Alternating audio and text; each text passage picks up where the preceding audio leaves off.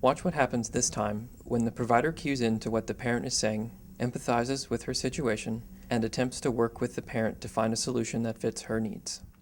So I wrote a prescription for antibiotics for Aiden. Okay.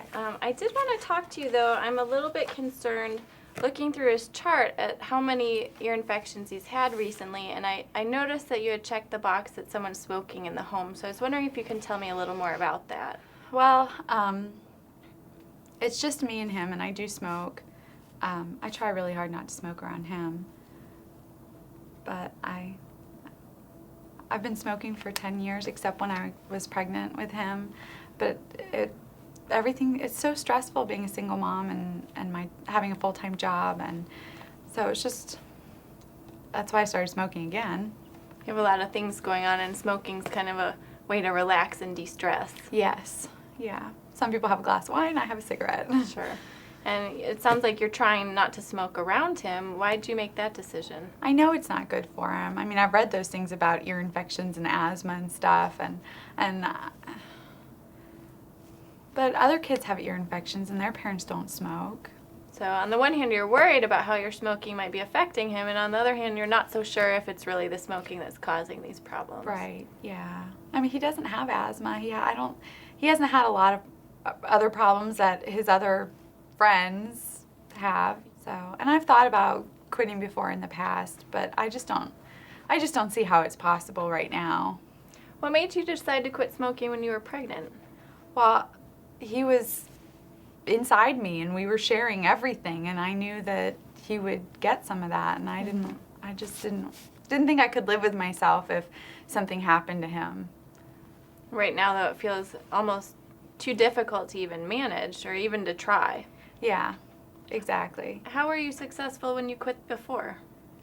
I don't know. I think about it now, I don't even know how I did it. I just did it. You know, I just couldn't imagine like him not being born or going into labor early and him having problems and stuff like that, all the stuff that they talk about with women who smoke. So that was just enough to say, okay, you know what, I'm not going to risk that. So the risks were so scary then that you were able to stop, but Yeah. they don't feel as scary to you now. No, I mean, we're two separate people, and like I said, I try really hard not to smoke around him. I'm pretty good about that. I don't let other people smoke around him. So You're doing the best you can do. yes. Yeah. Okay, but it sounds to me too like part of you really does want to quit. Yeah, I know that I need to, and I keep every new year I say, okay, this year I'm going to quit smoking, but then something happens and it just doesn't. It's and on your quitting to-do doesn't list, happen. it's just not making it to the top. Yeah. If you did decide to quit, on a scale of 1 to 10, where 1 is not at all confident, you don't think you could do it, and 10 is you feel pretty certain that you could, where do you think you fall right now? Probably like a 5. Kind of in the unsure area. Like, I know I've done it before, so I know I can do it, but at the same time, it just seems really hard, and it's Sure. not the same situation. Well, what made you say 5 rather than 2 or 3?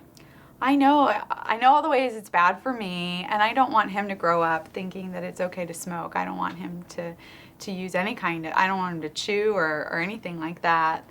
So I know I need to, especially before he gets old enough to understand what mommy's doing, but I just don't know if I can do it. Okay. So it sounds like you have a lot of reasons why you'd like to quit. You have been successful quitting in the past, and right now you're just feeling a little bit hesitant about your ability to do it. Yeah. Where do you think we should go from here?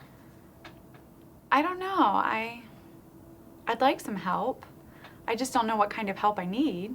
Sure. So- Well, if you'd be interested, that's something I can definitely talk to you about. There are a lot of new options that can actually help people be way more successful in their attempt at quitting. There's different medications you can try. I don't like medicine. Okay. There's also a lot of support groups and classes that you can take where you have other people to go through it with you, and sometimes just having that support can be a big part of it, especially for people like you where smoking is such a stress reliever. That sounds nice, but I'm not sure if I have the time for all that. Sure, it feels like something that would take up a lot of time and maybe not fit into your life. I wonder if we could talk about some options that might fit into your life. That would be really nice. Okay, well, if you're willing, then we could set up another appointment where you could come in and we could talk more about that. I would like that. That would be great. Great. Thank you. Sure. This time, the provider had the same agenda, to talk to this parent about the dangers of secondhand smoke and to counsel her to quit smoking. However, this time the provider's focus was on the parent's own view of the issue. By giving the parent an opportunity to reflect on her situation, the provider was able to elicit reasons for change from the parent herself. There was no need to lecture or scold because the parent was making her own case against smoking. Many times, our patients already have the information that we try to give them. What they really need is someone to listen to them and to help them sort out a plan that will fit in their life. By accepting and respecting our patients, even with their faults, we communicate our genuine desire to help them make positive changes in their lives. During this interaction, the provider demonstrated that she understood the parent's struggle and that she still wanted to help. As a result, this single parent found she finally had someone on her team. This increased both her interest and willingness to try working further with the provider to find a solution that would fit in her life.